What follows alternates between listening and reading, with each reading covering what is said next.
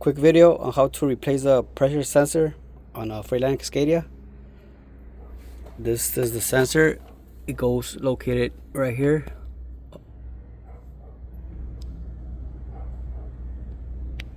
It goes in there. I removed it already, so I'm gonna let you know how we did it. The reason that we're replacing it, it was because it's getting oil leaks on the block and also on the harness. Is the oil's getting into the harness, and I don't want it to go into the ECM, so I removed it before I get all those issues. The sensor itself, it was still working. It was still giving us the correct pressure on the dash. The socket that we used, it was the 1" 1/16. This is a long socket, and just the wrench and the plug right here. It has this clip, this white clip. You just have to, so you have to pull that white clip out, and then once it's out, you have to press it down.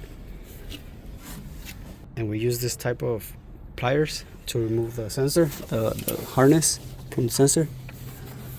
Let me see if I can get it on video. So this is the way that we grab the plug, pushing the clip down, and then just pull the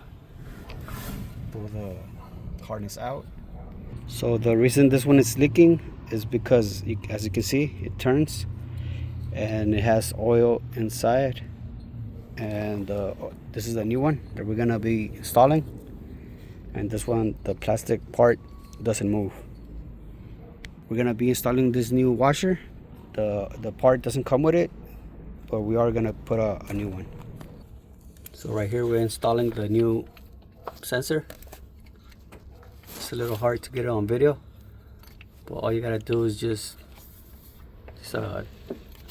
screw it in there.